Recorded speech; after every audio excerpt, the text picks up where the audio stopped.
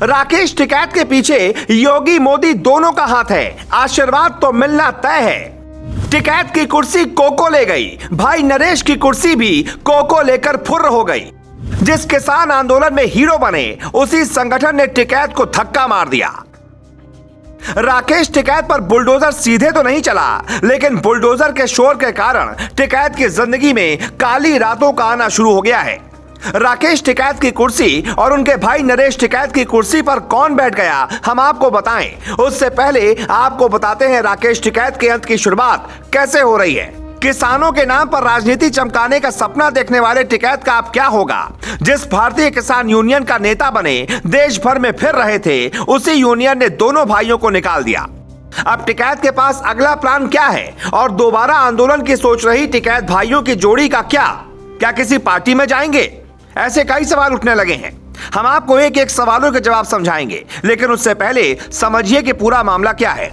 चौधरी महेंद्र सिंह टिकैत की पुण्यतिथि पर भारतीय किसान यूनियन दो धड़ों में बंट गई। भारतीय किसान यूनियन के उपाध्यक्ष राजेश सिंह चौहान ने भारतीय किसान यूनियन अराजनैतिक बना ली और दोनों भाइयों को यह कहते हुए छोड़ दिया कि ये राजनीति करने वाले लोग हैं। किसी भी किसान संगठन को सियासत से मतलब नहीं होता, लेकिन यूपी चुनाव के दौरान नरेश टिकैत ने सपा आरएलडी गठबंधन को समर्थन देने की बात कही और यहीं से बात बिगड़ना शुरू हो गई थी। दरअसल राकेश टिकैत उन लोगों में शामिल थे जिन्हें लग रहा था योगी वापसी नहीं करेंगे, लेकिन जब योगी वापस आ गए तो ऐसे लोगों की बोलती बंद हो गई। फिर टिकैत हवा फैलाने लगे कि आंदोलन होगा, लेकिन चुनाव में एक पार्टी के समर्थन की बात कहने वाले टिकैत की चाल सब समझ चुके थे। सब लोग ये जानते थे कि इनका विरोध कृषि कानूनों का नहीं बल्कि बीजेपी सरकार का है। वो मोदी योगी की जोड़ी को बर्दाश्त नहीं कर पा रहे। वो विरोध के नाम पर अपनी राजनीति चमकाने के चक्कर में हैं। चर्चा तो ये भी थी कि टिकैत किसी पार्टी में शामिल हो सकते हैं। हालांकि पार्टी छोड़िए, अब तो उनकी हालत ना घर के रहे ना घाट वाले हो गई है। अब दोनों भाई बैठकर ये सोचेंगे कि कुछ किसानों को साथ लेकर भारतीय किसान यूनियन बनाएं या फिर खेती में जुट जाएं, क्योंकि सरकार के खिलाफ आंदोलन करने लायक तो टिकैत बचे नहीं।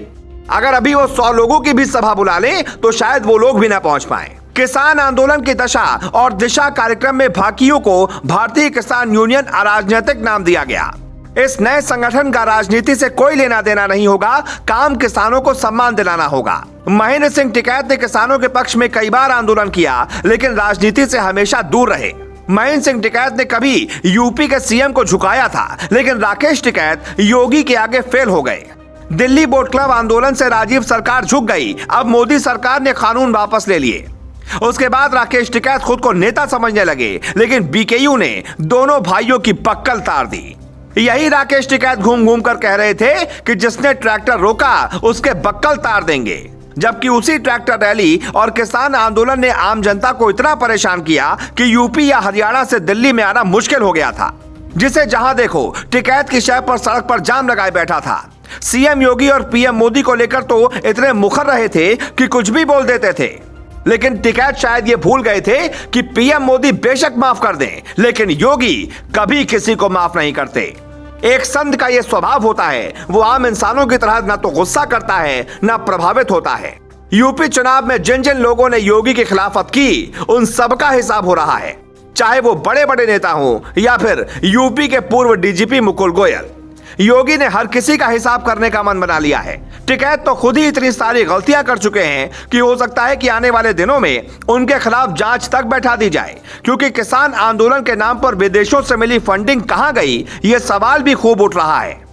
बाकी आगे और क्या होगा देखते रहिए। फिलहाल टिकैत भाइयों की कहानी द एंड की तरफ जा रही है, जहां से ना तो उन्हें सुनने वाले 4 किसान होंगे और न ही वो कुछ नया सोच पाएंगे। Bureau report, global Bharat.